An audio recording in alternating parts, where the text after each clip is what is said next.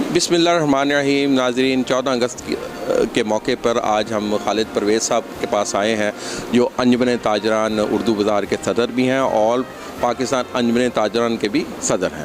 ان سے ملاقات کریں گے، سیاسی صورتحال کے حوالے سے بھی بات کریں گے اور یہ بھی ان سے پوچھیں گے جو پی ڈی ایم کی حکومت چلی گئی ہے اس کی کارکردگی کیسے رہی تھی، ایز اے کاروباری شخصیت ان کے کیا تاثرات ہیں اور آنے والی حکومت سے کیا توقعات ہیں ان کی.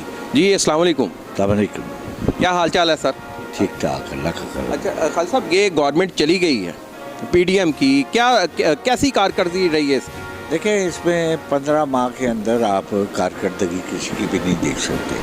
اوورآل دیکھا جائے تو پچھلے 5 سالوں میں ملک کی بدترین صورتحال رہی اور اتنی بد سے بدتر ہوتی چلی گئی کہ غریب آدمی کے لیے جینا مشکل ہے. جیسے آج ہم 14 اگست منا رہے ہیں، دھوم دھام سے منا رہے ہیں، یہ غریب لوگ اس میں بڑھ چڑھ کے حصہ لیتے تھے، لیکن آج وہ صورتحال نظر نہیں آ رہی. آج جس کے پاس پیسہ ہے وہی یہ جشن، آزادی کا جشن بھی وہی منا رہا ہے جس کے پاس پیسہ ہے. جس کے پاس پیسہ نہیں وہ اپنے گھر میں چولہا جلائے گا یا جھنڈیاں خریدے گا یا جھنڈے خریدے گا. مہنگائی عروج پر جا پہنچی ہے، کئی گنا قیمتیں بڑھ گئی ہے. اب وہ افورڈ نہیں کر پا رہا غریب آدمی، اس لیے زیادہ گہما گہمی نظر نہیں آ رہی. جو 14 اگست کے حوالے سے جو سرکاری عمارتیں ہیں یا دوسرے لوگ ہیں، وہ چند آپ کہہ سکتے ہیں کہ چند لوگ اس کو پارٹیسپیٹ کر رہے ہیں، باقی لوگ اس سے محروم ہو گئے. اس کی مین وجہ ملک کی حالات، آج جو ملک کی حالات صورتحال ہے اس وقت یہ بدترین صورتحال ہے. اور توقعات پر تو دنیا قائم ہے، تو توقعات تو رکھتے ہیں کہ ملک کے لیے جو بھی آئے اچھا آئے، بہتر آئے. ابھی فی الحال تو میں یہ کہوں گا کہ کسی کے آنے کی کوئی توقع نہیں ہے. صورتحال ایسی نہیں ہے کہ انتخابات فیزیبل نہیں ہیں اس وقت، اور نہ ہی میرا جو اپنا آئیڈیا ہے کہ انتخابات 2 سال بھی نہیں ہو سکتے، کیونکہ جو ملک کی صورتحال ہے اس کو مد نظر رکھا جائے تو یہ اہل نہیں اس ٹائم پر کہ آپ سیاسی میدان لگائیں.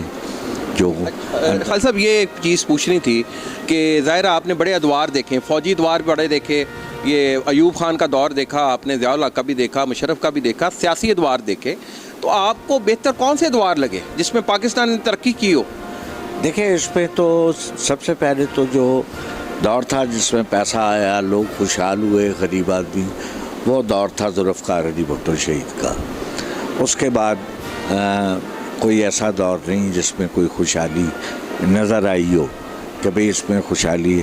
محترمہ کے دور میں بھی کچھ بہتر تھا کہ اس میں صورتحال یہ تھی، لیکن آج اگر کمپیریزن کریں آج کے 5 سالوں کو تو یہ تو اس کے نام پر بھی نہیں آتا. یہ تو ظلم ہوا ہے، غریب آدمیوں پر ظلم ہوا ہے. پچھلے 5 سالوں سے کئی گنا چیزیں بڑھ گئی ہیں، تنخواہیں اتنی بڑھی نہیں.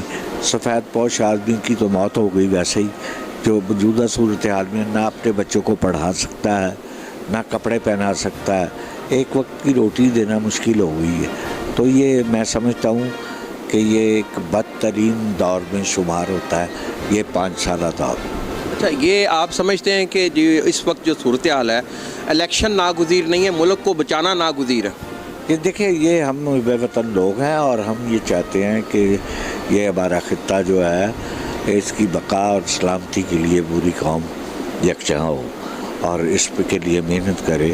انتخابات حال نہیں ہے، یہ وہی کچھ ہوگا جو آج انتخابات آپ کروا لیتے ہیں تو اس کا نتیجہ وہی نکلے گا جو پچھلے 4 سالوں میں نکلا، پچھلے 5 سالوں میں نکلا. آپس کی لڑائیاں، سیاستدان کی، ملک دیوالیہ، انڈسٹری برباد، ٹریڈ برباد، یہ ساری صورتحال رہی ہے. تو اس میں نقصان تو غریب آدمی کا ہوا ہے. جس کے پاس پیسہ ہے اس نے تو بنائے ہیں پیسے اپنے، لیکن غریب آدمی کی موت. خالد صاحب، یہ پارلیمانی سسٹم جو پاکستان میں رائج ہے، آپ سمجھتے ہیں کہ پاکستان میں کامیاب نہیں ہو سکا؟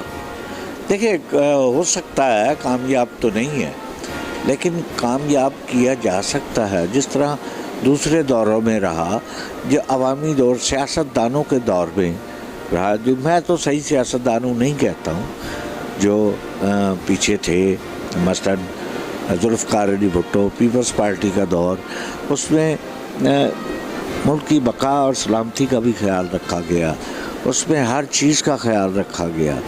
آج وہ چیز نہیں ہے ہمارے یہاں، تو یہ میں سمجھتا ہوں کہ اس سے بہتر دور جو ہے تبھی صورت میں ممکن ہے کہ پہلے ملک کے حالات کو ٹھیک کیا جائے، پھر اس کے بعد انتخابات کروائے جائیں۔ کتنا عرصہ لگ جائے گا اس معاملات کو ذرا؟ میرا آئیڈیا ہے اس کو 2 سال تو لگنے چاہیے۔ 2 سال کے اندر اگر پیروں پر کھڑا ہوتا ہے ملک، دیکھیں نا مقروض ہے، ہم بیکاریوں کی طرح لگے رہتے ہیں، IMF کے پیچھے لگے رہتے ہیں، ہم نے غلام بنا دیا۔ اب رہی ایجوکیشن بچوں کی، تو وہ میں سمجھتا ہوں کہ آئندہ سال بچوں کو جو مفت کتابیں ملتی ہیں، فری کتابیں ملتی ہیں، وہ شاید نہ مل پائیں، اس لیے کہ یہاں اربوں روپے کی ادائیگی پبلشروں کی، پرنٹروں کی ابھی تک نہیں کی گئی۔ تو یہ غیر یقینی صورتحال ہے اس وقت تمام کاروباروں کی۔ اس میں کسی بھی مارکیٹ میں چلے جائیں آپ کو کاروبار نظر نہیں آئے گا، ہر آدمی پریشان ہے، چھوٹا تاجر تو پس کے رہ گیا جس کے لیے بھرمار ہے اخراجات کی، ٹیکسوں کی، اس طرح کے نظام کی، لیکن اس کی آمدن نہیں ہے۔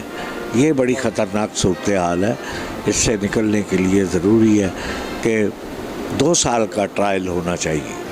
بہت شکریہ ناظرین، خالد صاحب نے واضح کیا ہے کہ 2 سال تک کم از کم الیکشن نہیں ہونے چاہیے، ملک کو معاشی طور پر پہلے خوشحال کیا جائے، ملک کو معاشی طور پر سٹیبل کیا جائے، اس کے بعد پھر صورتحال کو بہتر بنانے کے لیے الیکشن کی طرف جانا چاہیے۔ انہوں نے کہا کہ جی مشکلات کا جو حل ہے، اس ٹائم بن چکے ہیں، ہم IMF کے ہاتھوں غلام بن چکے ہیں، ہمیں اپنے آپ کو قرضوں سے نکالنا ہوگا، معاشی اصلاحات کرنی ہوگی، پھر الیکشن کی طرف سوچنا ہوگا۔